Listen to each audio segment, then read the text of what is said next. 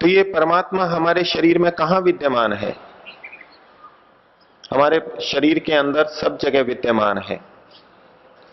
परमात्मा के सब जगह विद्यमान होते हुए भी यमाचार्य नचिकेता को कह रहे हैं, आत्मा से जंतोर निहितो गुहायाम।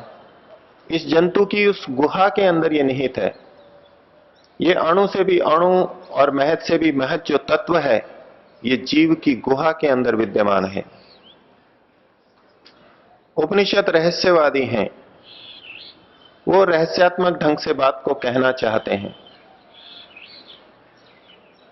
जब परमपिता परमात्मा सर्वव्यापक है तो उसको क्यों जीव की गुहा के अंदर विद्यमान कहा जा रहा है?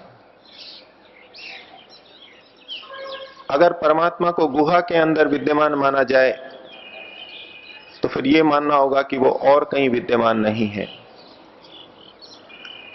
तो ऋषियों ने इसके तात्पर्य को हम सबके लिए कृपा करके बताया है। वेदांत दर्शन में इस प्रश्न को उठा करके उसका समाधान किया कि चूंकि आत्मा स्वयं इस अंतर्गुहा के अंदर रहता है, वक्षस्थल के अंदर हृदय के पास में जो गर्त है, छिद्र है, जो गड्ढा सा भाग है, उस गुहा के अंदर वो परमात्मा रहता है। परमात्मा का जो ये कथन है वो जीव के द्वारा परमात्मा के प्राप्ति स्थल को बताने के लिए है। सर्वव्यापक और सबसे सूक्ष्म परमात्मा जीव को कहां प्राप्त होता है? वो कौन सा स्थान है जहां जीव परमात्मा को पा सकता है, परमात्मा का साक्षात्कार कर सकता है? तो वो उस जंतु का, उस जीव का, उस मनुष्य का ये गुहा स्थल है, हृदय के पास का स्थान है जहां वो पाया जा सकता है। इसलिए यमाचार्य ने परमात्मा को महान से भी महान बताते हुए दूसरी तरफ कहा कि वो जंतु की गुहा के अंदर निहित है। यमाचार्य भी ये जानते थे कि जंतु के हाथ पैर में और पूरे शरीर में भी वो परमात्मा विद्यमान है, लेकिन प्राप्तव्य स्थल की दृष्टि से उन्होंने कहा कि ये उसकी गुहा के अंदर विद्यमान है। और उस परमपिता परमात्मा को कौन पा सकता है? जब वो हर जंतु की गुहा में विद्यमान है, आत्मा के अंदर भी विद्यमान है, फिर तो वो सबके लिए प्राप्य होना चाहिए। लेकिन यमाचार्य कहते हैं कि उसको हर व्यक्ति नहीं पा सकता। तो फिर कौन उस व्यक्ति, कौन उस परमात्मा को पा सकता है? तो कहा, तम अक्रतु पश्यति वीत शोकः धातु प्रसादात महिमानम आत्मनः। उस परमात्मा की महिमा को कौन देख सकता है? तो कहा, अक्रतु, जो अक्रतु है। क्रतु का एक तात्पर्य होता है यज्ञ। यज्ञ का मतलब देव पूजा, संगतिकरण, दान, अर्थात जो शुभ कर्मों को करता है, पुण्य कर्मों को करता है। इन पुण्य कर्मों को क्रतु कहा गया। लेकिन परमात्मा को कौन प्राप्त करता है?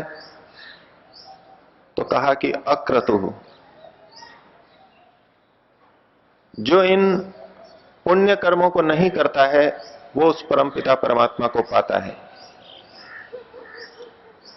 अब उपनिषद तो रहस्यवादी हैं, वो इस तरह की बात कहेंगे कि प्रारंभिक दृष्टि से वो हमको विपरीत लगेगी, कुछ समझ में नहीं आएगी। हम अब तक ये सुनते समझते रहे हैं कि जो बुरे कर्म करता है वो परमात्मा को नहीं प्राप्त कर सकता, और परमात्मा को पाने के लिए हमें पुण्य कर्म, धर्मानुष्ठान करना होगा। लेकिन उपनिषद कहता है अक्रतुः तम पश्यति, जो इन पुण्य कर्मों को नहीं करता वह उस परमपिता परमात्मा को पाता है। उपनिषदकार का क्या तात्पर्य है?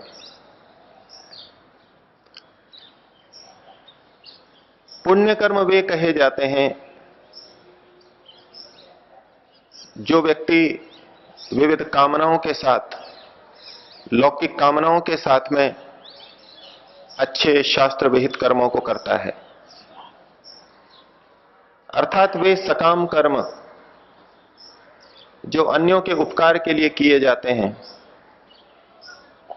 वे सकाम कर्म जो अपने भावी शुभ फल की प्राप्ति के लिए किए जाते हैं, वो पुण्य कहलाएंगे। पिछले दिनों भी आपके सामने शास्त्र का अभिप्राय रखा था कि योगी के कर्म अशुक्ल अकृष्ण होते हैं। योगी के कर्म अशुक्ल होते हैं, शुक्ल नहीं होते। अर्थात वो पुण्य कर्मों को नहीं करता। वो पुण्य कर्मों को नहीं करता, इसका यह तात्पर्य नहीं कि वो अच्छे कर्म नहीं करता, वो सकाम कर्मों को नहीं करता। तो परमात्मा को वही व्यक्ति पा सकता है जो सकाम कर्म ना करे, अर्थात निष्काम कर्म करे। इस जीवन में जिन्होंने भरा पूरा परिवार पाया है, यश पाया है, धन पाया है, अब जिनको इस जन्म में इस प्रकार की किसी वस्तु की कामना नहीं है, ऐसे व्यक्ति परोपकार का कार्य करते हुए अनेक बार ये अनुभव करते हैं कि मुझे और कुछ नहीं चाहिए। वो गुप्त दान कर देंगे, मंच पे भी जाने की इच्छा नहीं करेंगे, यश की इच्छा नहीं करेंगे, क्योंकि जो उनको प्राप्त है उससे वो संतुष्ट हैं, इस जन्म में संतुष्ट हैं। तो ऐसा प्रतीत हो सकता है कि वो निष्काम कर्म कर रहे हैं, लेकिन उनके मन में इस जन्म के लिए भले ही उत्तरेष्णा, वित्तेष्णा, लोकेष्णा न हो, स्थूल रूप से न हो, तो भी सूक्ष्म रूप से रह सकती है। और इस जन्म के लिए ना हो तो पर जन्म के लिए, आगामी जन्म के लिए तो हो ही सकती है कि अगले जन्म में भी मुझे इसी प्रकार अच्छा परिवार मिले, अच्छा धन मिले, अच्छी बुद्धि और शरीर मिले। तो इस प्रकार की कामनाएं भले ही इस जन्म के लिए हों चाहे अगले जन्मों के लिए हों, वो सारी की सारी सकाम कहलाएंगी। और इससे युक्त जितने भी शुभ कर्म हैं वो सकाम शुभ कर्म कहलाएंगे। यमाचार्य नचिकेता को बहुत सूक्ष्म बात कहना चाह रहे हैं कि परमपिता परमात्मा को अक्रतु व्यक्ति ही पा सकता है, अर्थात जिसने सकाम कर्मों को छोड़ दिया है। जो सकाम कर्म कर रहा है उसका सीधा सा तात्पर्य है कि वो सांसारिक वस्तुओं के अंदर, सांसारिक वस्तुओं की प्राप्ति में अपना अंतिम कल्याण देख रहा है। और इसका दूसरा निहितार्थ है कि वो परमात्मा में अपना अंतिम कल्याण नहीं देख रहा है। परमात्मा को वही पा सकता है जो परमात्मा को पूरी तरह अपना आश्रय समझ ले, उसको अपना अंतिम आलंबन समझे, अंतिम लक्ष्य समझे। इसलिए यहां कहा गया कि तम अक्रतुः, उसको पुण्य कर्म न करने वाला ही पा सकता है। और आगे कहा वीत शोकः, जो शोक से रहित हो गया है वही परमात्मा को पा सकता है।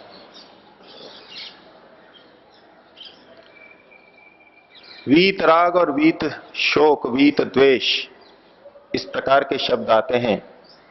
जो शोक से परे हो गया है, जिसका शोक बीत गया है, वही परमात्मा को पा सकता है। हमको शोक किस बात का होता है, हमको दुख किस बात का होता है? जब हमें हानि की आशंका होती है या हमको हानि होती है तब हमको शोक होता है। जो व्यक्ति शोकग्रस्त हो रहा है वो व्यक्ति निश्चित रूप से सकाम कर्म अभी कर रहा है, सकाम कर्मों में सुख ले रहा है और उसमें व्यवधान आने पर वो दुखी हो जाता है, शोकग्रस्त हो जाता है। जिसको सांसारिक पदार्थों की न्यूनता प्रतीत हो रही है, जो अपने कर्मों से संतुष्ट नहीं है, अपनी उपलब्धियों से संतुष्ट नहीं है, वो शोक से ग्रस्त रहता है। जो अच्छे कर्म करने वाले हैं वो इसलिए शोक से ग्रस्त हो जाते हैं कि संसार में उनके शुभ कर्मों का फल परिणाम दिखाई नहीं दे रहा। दूसरे शब्दों में कहें, इसका दूसरा निहितार्थ देखें तो यह है कि वो परमात्मा पर अभी विश्वास पूरी तरह नहीं कर पा रहा है। अगर उसको परमात्मा पर, परमात्मा की न्याय व्यवस्था पर, परमात्मा की न्यायकारिता पर, सर्वशक्तिमत्ता पर पूरा विश्वास होता तो अपने शुभ कर्मों का अच्छा परिणाम संसार में न देखते हुए भी वो दुखी नहीं होता, शोक से ग्रस्त नहीं होता। और जो पूरी तरह भौतिकवाद में डूबे हैं, परमात्मा को मानते ही नहीं, उनको जब वस्तुएं प्राप्त नहीं होती या छिन जाती हैं तो दुख होता है। उसका भी निहितार्थ यह है कि वो उन्हीं में अपना कल्याण देख रहे हैं। तो वीत शोक का अभिप्राय हुआ जिसको कि परमात्मा पर पूरा विश्वास आ जाए, जो परमात्मा के प्रति पूरी तरह आश्वस्त हो जाए। जो परमात्मा के प्रति पूर्ण आश्वस्त हो गया उसको फिर किस बात का शोक है। अगर कोई दूसरा व्यक्ति उस पर अन्याय भी करता है, शुभ कर्म करने वाले को कोई दुष्टात्मा प्रताड़ित भी करता है, तो भी ये दुखी ना होगा, ये इतना आश्वस्त होगा परमात्मा के प्रति, परमात्मा की न्याय व्यवस्था के प्रति। तो वीत शोक का निहितार्थ ये निकालना चाहिए कि जिसको परमात्मा पर पूर्ण विश्वास हो गया है वही परमात्मा को प्राप्त कर सकता है। तो जो अक्रतु है, निष्काम कर्म करता है और जो शोक से रहित हो गया है, वह उस आत्मा की महिमा को, उसकी महानता को पा लेता है। ऐसे में यह भाव मन में पैदा होता है कि यदि हम इसी प्रकार करेंगे तो परमात्मा को पा लेंगे। लेकिन यमाचार्य यहां भी फिर एक संकेत देना चाह रहे हैं, नित्य शाश्वत आत्मा को भी एक संकेत देना चाह रहे हैं कि इतना सब कुछ करके भी तुम्हारी यह सामर्थ्य नहीं कि वो परमात्मा, उस परमात्मा को तुम स्वयं प्राप्त कर सको। उस परमात्मा को तो हम तभी पा सकते हैं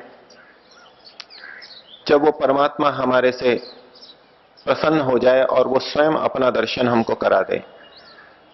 तो कहा धातु प्रसादात, वो परमात्मा धातु है। धातु का मतलब है जो हमें धारण करता है। शरीर में भी हमारे धातुएं होती हैं, रस, रक्त, मांस, मेद आदि धातुएं, सप्त धातुएं, उनको भी धातु इसीलिए कहा जाता है, धारणात् धातुवा। वो हमको धारण करती हैं, हमारा जीवन चलाती हैं। इसी प्रकार से इस ब्रह्मांड को, इस सृष्टि को परमपिता परमात्मा धारण कर रहे हैं, इसलिए उनको धातु कहा। तो जो अक्रतु हो गया है, वीत शोक हो गया है, वो भी परमात्मा को तब पा सकता है जब उससे परमात्मा प्रसन्न हो जाए। परमात्मा की प्रसन्नता होने पर ही वो हमें प्राप्त होता है, उसको हम जान पाते हैं। तो कहा धातु प्रसादात महिमानम आत्मनः। हम संसार में देखेंगे कि भक्त लोग परमात्मा के प्रति पूरी तरह आश्वस्त नहीं हो पाते। प्रार्थना की दृष्टि से तो परमात्मा के प्रति बड़ा आग्रह रखते हैं, बड़ा विश्वास करते हैं। जब प्रार्थना का, स्तुति का प्रसंग आता है तो विश्वास रखते हैं, और जो विभिन्न देवी देवताओं को परमात्मा के रूप में पूजते हैं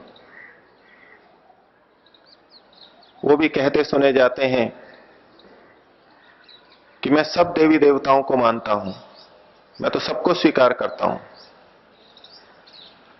अर्थात इसको कह के वो अपनी उदारता प्रकट करते हैं, एक तरह से अपनी महानता बताते हैं कि मैं सबको स्वीकार करता हूं, वहां भी जाता हूं, वहां भी जाता हूं, मंदिर में भी जाता हूं, मस्जिद में भी जाता हूं, गुरुद्वारे में भी जाता हूं, सब जगह जाता हूं, सबको मैं मानता हूं। लेकिन उसके पीछे वास्तविकता यह है कि वो व्यक्ति कहीं पर भी पूरा विश्वास नहीं कर पा रहा है, पूरी तरह आश्वस्त नहीं हो पा रहा है। जब परमपिता परमात्मा एक ही है, निराकार है, तो उसी से हम क्यों नहीं आश्वस्त हो जाते, क्यों इधर उधर भटकते हैं? हम प्रार्थना के मामले में तो ईश्वर के प्रति बड़े आशावान रहते हैं, लेकिन परिणाम के प्रति, ईश्वर के प्रति पूरी तरह आश्वस्त नहीं होते।